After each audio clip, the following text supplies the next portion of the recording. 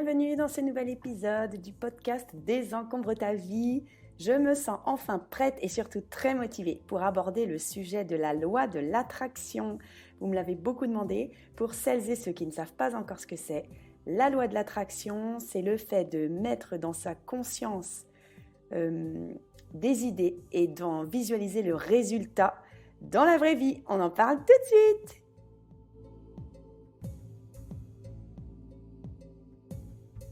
Tu as une vie à 100 à l'heure et tu souhaiterais enfin te libérer l'esprit? Tu souhaiterais faire de la place chez toi et de la place en toi? Tu es au bon endroit. Dans ce podcast, nous allons cheminer ensemble pour désencombrer nos vies. Je vais t'aider à diminuer ta charge mentale et à être aligné avec tes valeurs. Je partagerai également mes conseils pour réduire tes possessions, gérer tes finances, organiser ton temps et tes relations. Ensemble, incarnons l'idée que cette course folle au toujours plus ne peut plus durer. Incarnons l'idée que moins, c'est mieux. Désencombrer sa vie, c'est reprendre le contrôle et se libérer du temps pour des projets passionnants ou inavouables. Alors, durant ces quelques minutes en ta compagnie, je n'ai pas d'autre ambition que de partager mon expérience de coach en rangement et en organisation. Je suis Home Organizer, on m'appelle Tata Nadia et je te souhaite la bienvenue dans mon podcast.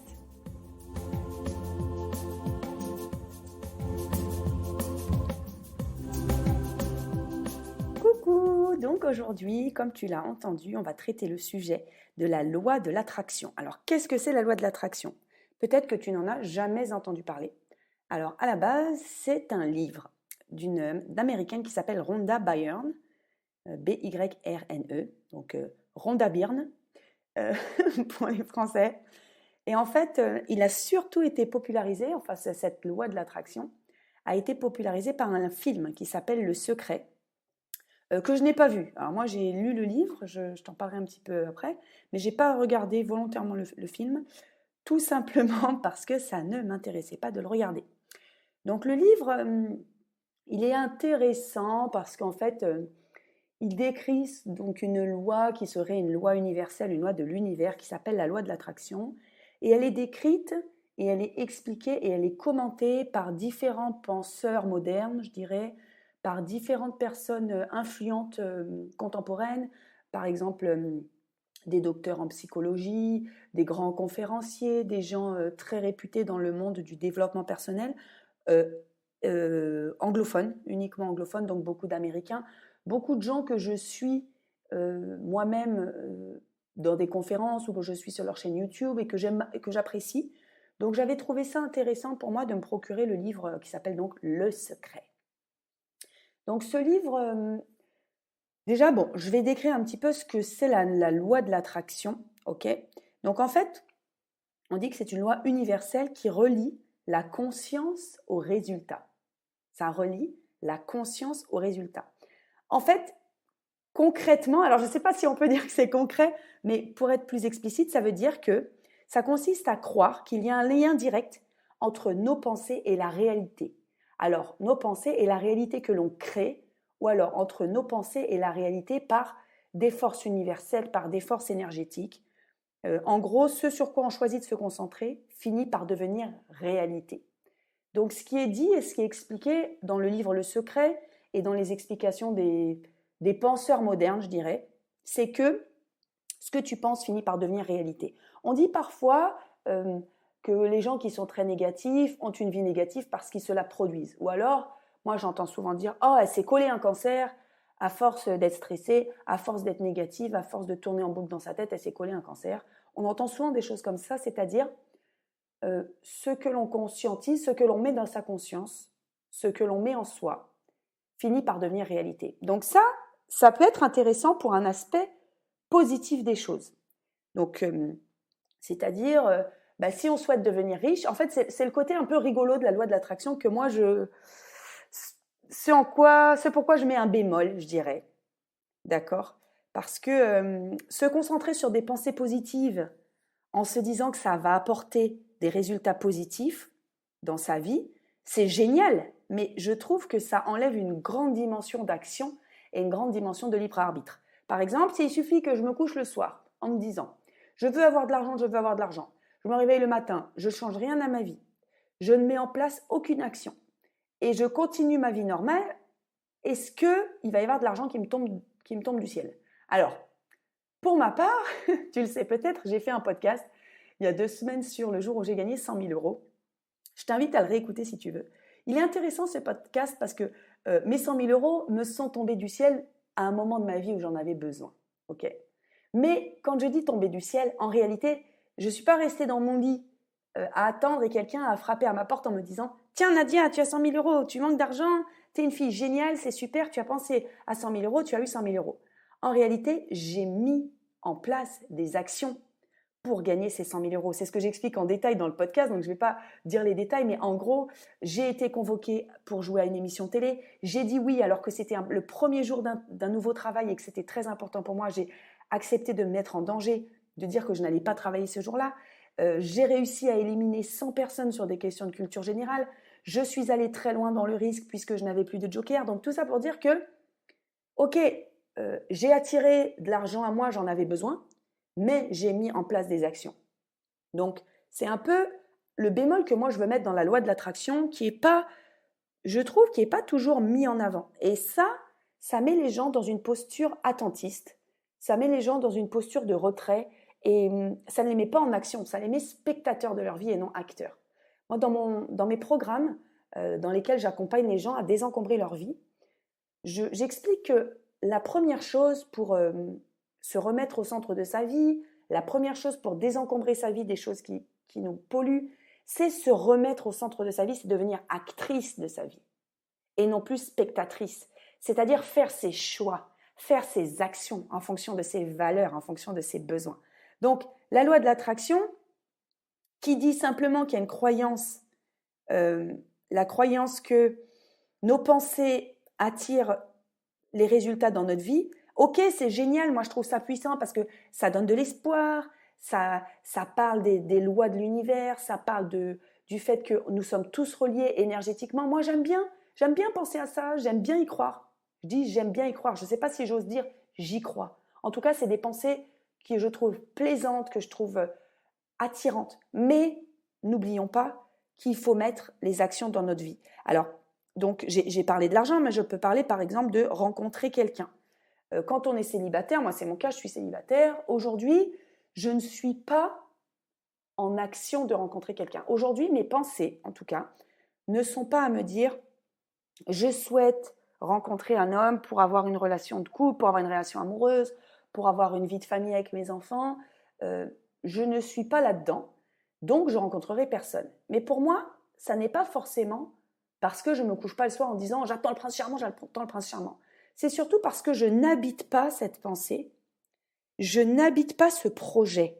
Bien sûr, dans mes pensées, je ne l'habite pas, mais dans mes actes, c'est-à-dire que je ne me mets pas physiquement et intellectuellement en situation de pouvoir rencontrer quelqu'un. Concrètement, quelqu'un qui veut se mettre en couple ou rencontrer quelqu'un pour vivre une relation amoureuse, il sort. Cette personne-là, elle doit sortir.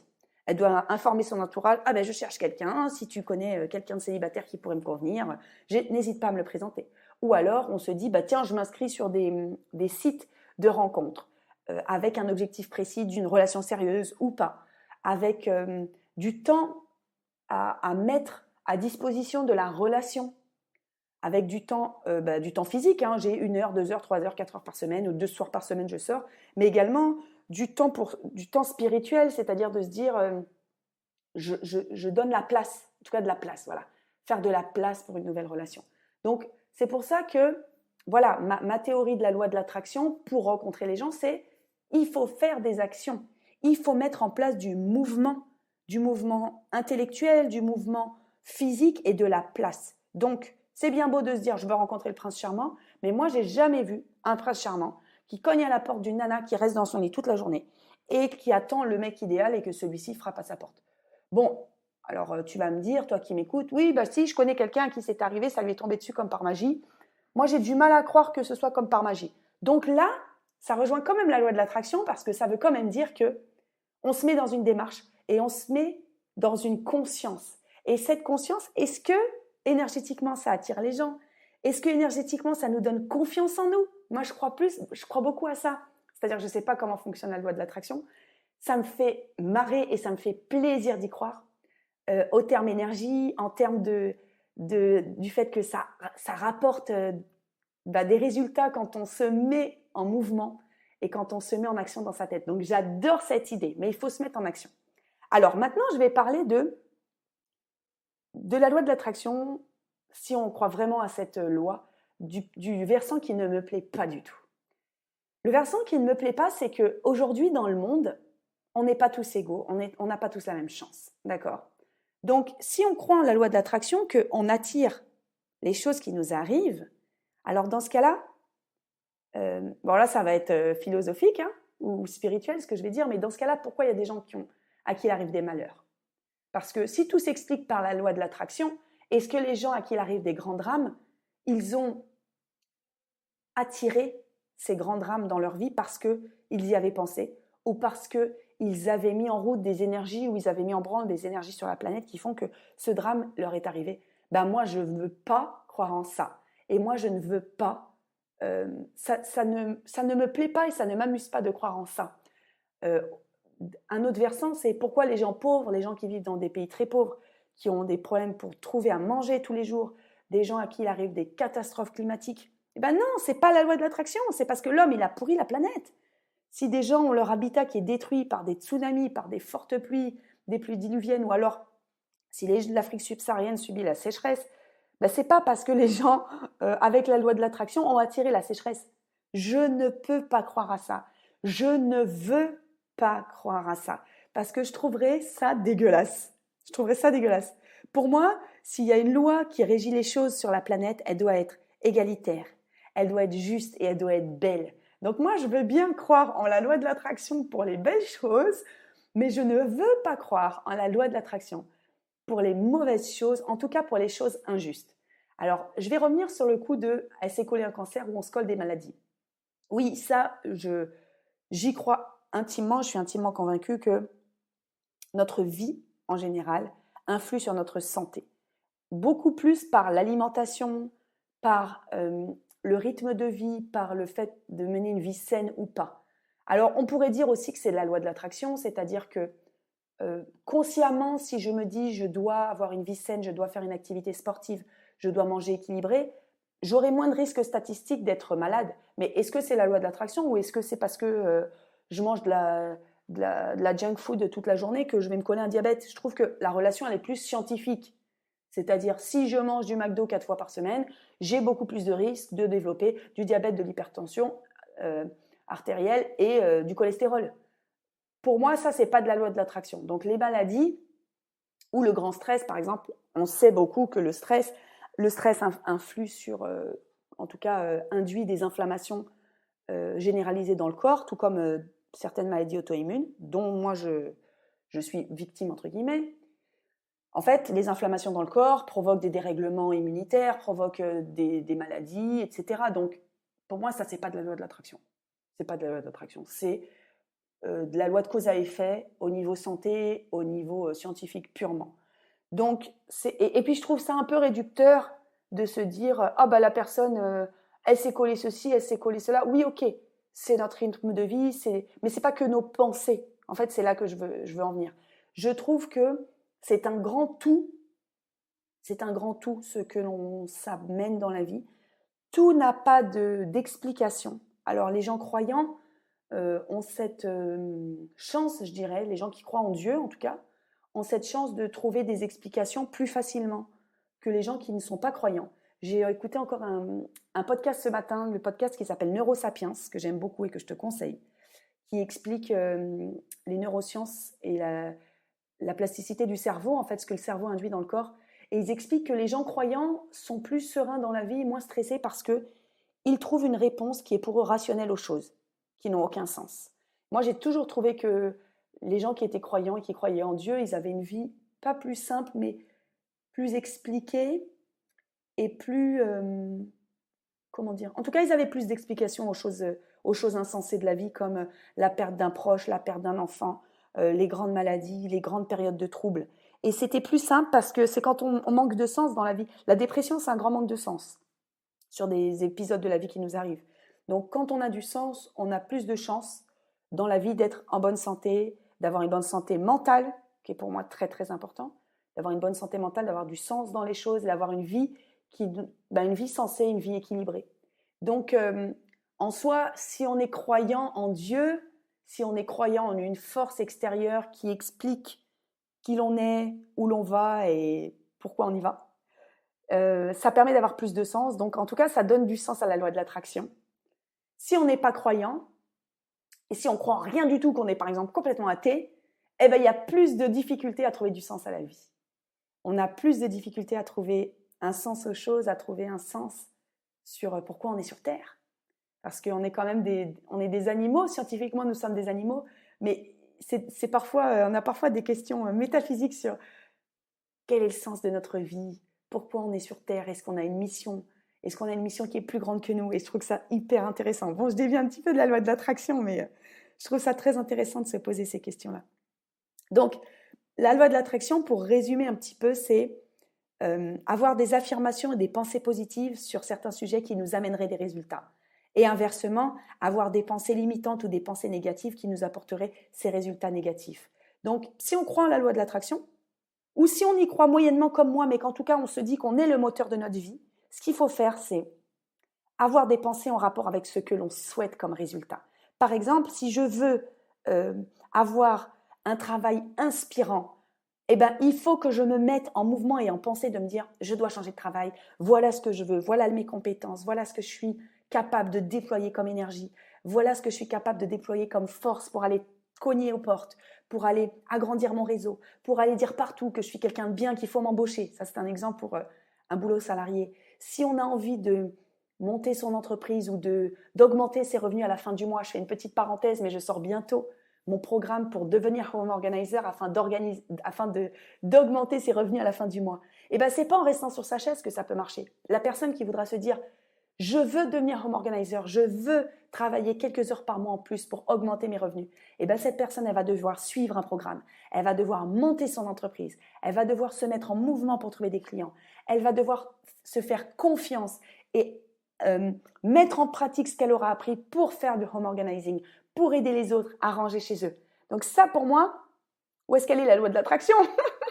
Pour moi, c'est la loi du mouvement. C'est la loi du mouvement. Alors peut-être que la loi de l'attraction lui aura fait écouter ce podcast, lui aura fait connaître le programme de formation pour se former, etc. Ok, mais pour moi, pas de loi de l'attraction sans loi du mouvement.